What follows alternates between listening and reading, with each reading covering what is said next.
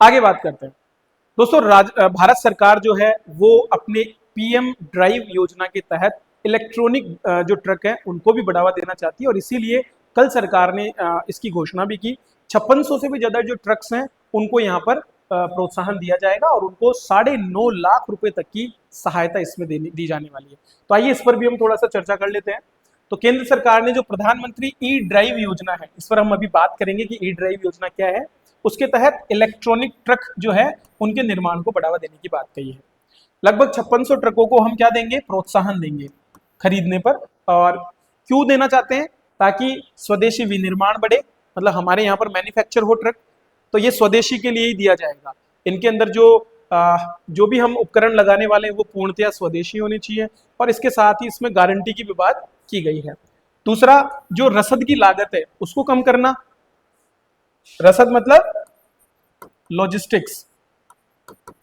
Logistics आपका एक topic भी है। लॉजिस्टिक मतलब चीजों को एक जगह से दूसरी जगह तक ले जाने की व्यवस्था करना, ये लॉजिस्टिक्स के अंतर्गत आता है। ठीक है, तो उसकी लागत में कमी कैसे होगी भाई? सरकार को अगर कोई उसने छूट दी, सस्ते में किसी व्यक्ति को कोई चीज मिली, तो ऑटोमेटिकली लागत कम हो जाएगी। सिंपल सी बात है, सरकार सब्सिडी क्यों देती है? वही सब्सिडी यहाँ पर है। और कार्बन फुटप्रिंट को कम करना, क्योंकि अभी हमारे जितने भी ट्रक है वो किस पे चलते हैं? डीजल पर। तो वहां से कार्बन फुटप्रिंट बढ़ता है नहीं बढ़ता? तो वो भी कम होगा। ये सारे उद्देश्य लेकर के हम काम कर रहे हैं। प्रावधान 2 कैटेगरी, N2 और N3। N2 क्या है? 3.5 से लेकर के 12 टन क्षमता, और N3 क्या है? 12 से 55 टन ये लोड की क्षमता है ट्रक की। इन 2 श्रेणी के लिए, N1 के लिए नहीं है। ठीक है, छोटे ट्रकों के लिए। अभी जो बड़े ट्रक है जो कि बड़े कामों में आते हैं, जैसे सीमेंट उद्योग के अंदर, ठीक है, बंदरगाह पे काम आते हैं ज्यादा लोड लेकर जाने के लिए, इस्पात उद्योग में, लॉजिस्टिक्स में जो बड़े कंटेनर्स आपने देखे होंगे ना, उन कंटेनर्स को प्रोत्साहन देने के लिए यहाँ पर हर एक को अपने वेट के हिसाब से लगभग 9.5 लाख तक मैक्सिमम छूट सरकार देने वाली है, 9.6 लाख तक।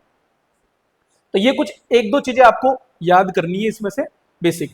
कौन किसको मिलेगा लाभ? सीमेंट, बंदरगाह, इस्पात, लॉजिस्टिक्स क्षेत्र के जो उपयोग करता है उनको इसका लाभ यहाँ पर मिलने वाला है। क्लियर? तो पीएम ई ड्राइव योजना की मैंने बात की थी, फुल फॉर्म क्या है इसकी? PM electric drive revolution in innovative vehicle enhancement. एक बार में याद नहीं होगा, 2-3 बार 4 बार आप पढ़ोगे तो याद हो जाएगा। तो सरकार पहले भी योजनाएं चलाई जाती रही है, जैसे कि fame, faster adaptation and manufacturing of electric vehicles.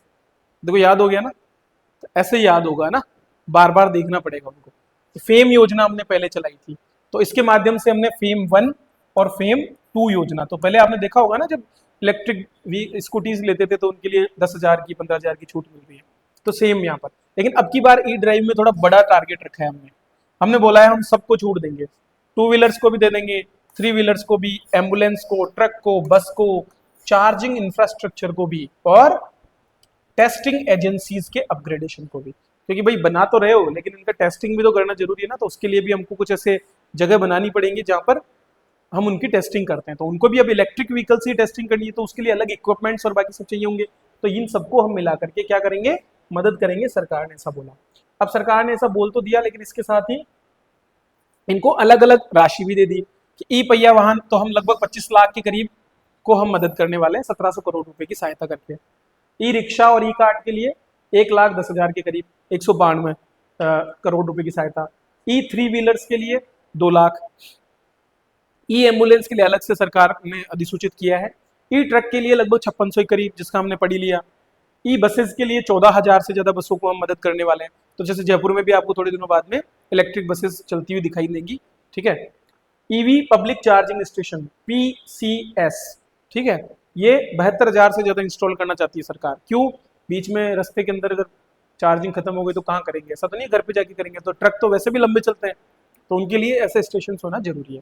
तो जो नए हाईवेज हमारे बन रहे हैं उन पे आप देखो, उनको तैयारी इसी तरीके से किया जाता है कि उन पर जो रोड साइड की जो रुकने वाली जगह है वहां पर अब इस तरह के ईवी स्टेशन भी स्थापित किए जाएंगे। परीक्षण एजेंसियों के लिए लगभग 780 करोड़ रुपए दिए गए। तो कुल मिलाकर के 10,900 करोड़ रुपए की ये योजना है, जिसको हम क्या बोल रहे हैं, पीएम ई ड्राइव योजना। और इसी के अंतर्गत ये इलेक्ट्रिक जो ट्रक है इनको प्रोत्साहन दिया जा रहा है।